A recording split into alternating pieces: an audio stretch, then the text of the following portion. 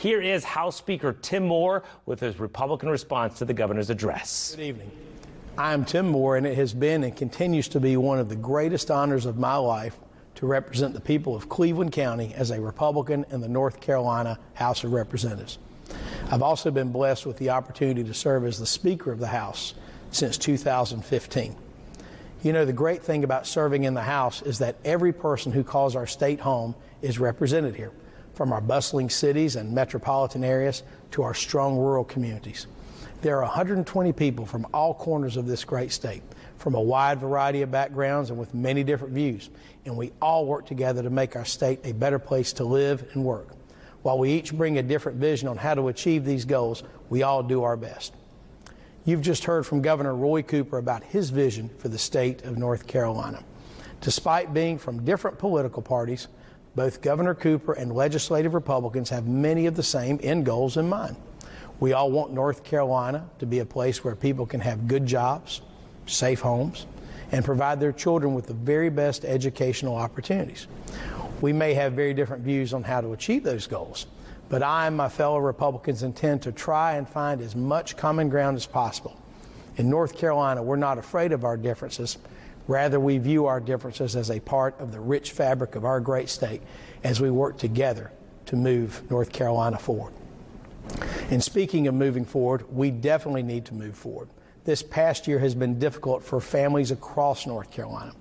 We've had a year of a deadly health crisis and devastating job losses, political divisiveness, and even civil unrest. If your family lost a loved one to COVID-19, let me, on behalf of all members of our legislature, extend my deepest condolences to you and your family. Further, let me also highlight one area of agreement among leaders in this state. We want all North Carolinians to feel comfortable making the personal choice to be vaccinated against COVID-19 so that our state can finally put this pandemic behind us. The good news is that we are seeing the light at the end of the tunnel. Case numbers, hospitalizations, and deaths are dropping to lower and lower levels, and I am confident we will soon put this pandemic in the rearview mirror. As we emerge from the COVID crisis, I am happy to say that North Carolina is poised to have one of the strongest state recoveries in the nation.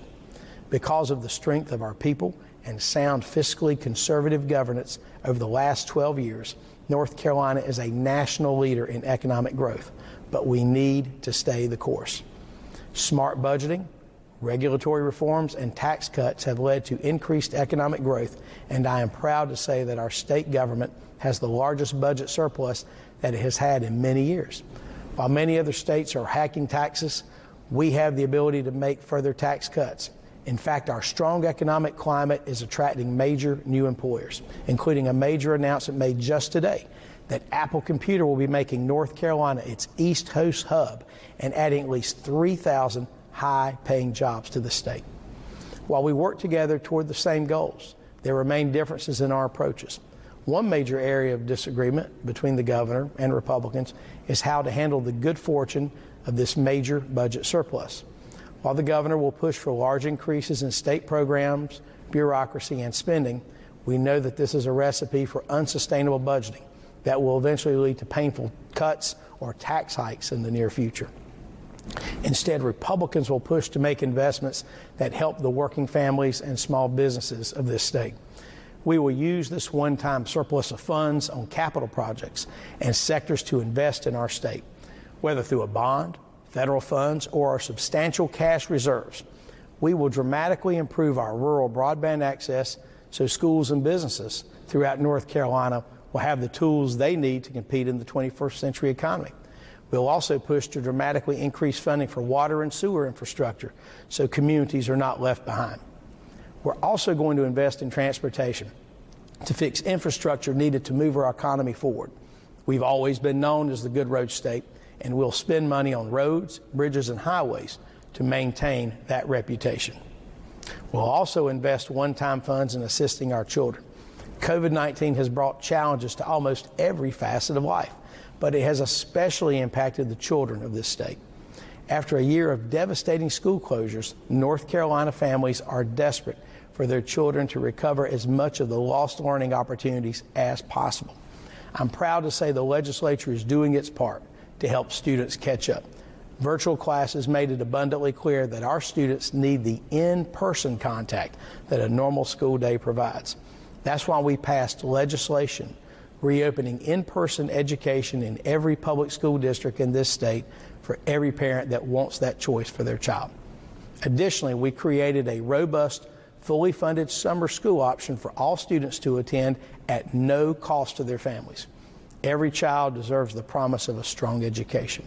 And while this year presented challenges in delivering that education, we are committed to ensuring that all children recover their lost learning. North Carolina Republicans are also laser focused on reviving our small businesses. Shutdowns, lockdowns, capacity restrictions, and other mandates devastated many businesses across this state. Many were ultimately only able to stay afloat in employing North Carolina workers due to assistance from President Trump's Paycheck Protection Program. Over 200,000 of these loans were made last year, and many of these businesses are still hanging on by a thread. It's time for North Carolina to give those businesses additional tax relief, just like 47 other states have already done, giving these businesses a crucial lifeline to stay afloat. While COVID-19 hurt our small businesses this year, our tax code should certainly not add to that pain. North Carolina Republicans in both chambers are also looking at other broad-based tax relief proposals to put dollars back in the wallets and pocketbooks of hard-working North Carolina families, because we believe state government should not spend a penny more than it has to, and it should return anything extra to the taxpayers whose money it is in the first place. You know, the civil unrest many North Carolinians saw this last year was troubling, bringing long-ignored disparities in criminal justice to the surface. In North Carolina, we are pursuing bipartisan criminal justice reforms that end disparities while continuing to respect our law enforcement officers. You know, it's not an either-or question. We can pass legislation to crack down on rioters and looters and those who have hurt law enforcement officers, while at the same time ensuring police are trained to prevent abuse and the few officers who have abused their authority are held accountable. But let me be very clear, no proposal to weaken the thin blue line by defunding the police will ever be passed by this legislature. Finally, I know that election integrity is top of mind for many North Carolinians watching tonight. Legislative Republicans want to keep it easy to vote, but hard to cheat. We'll preserve voter access while fighting to finally put voter ID in place. It has been 2 years since the citizens of North Carolina voted for this measure, and it's time for that vote to be respected. We will keep access to voting by mail for those who need that option, with appropriate safeguards in place. You know, North Carolina has many voting options, but I know that the gold standard of voting integrity is voting in person on Election Day using a photo ID. With all of these challenges this year, from tax policy to education, criminal justice reform and job growth, transportation, and election integrity, I'm sure that this session of the General Assembly will highlight differences of opinion. Republicans and Democrats will have to work hard together, and we won't always agree on the best way to do things. But I assure you that we all agree we want North Carolina to be the very best it can be. We want to leave North Carolina a more prosperous, healthier, and stronger state than we found it for our children. May God bless you, and may God bless this great state of North Carolina.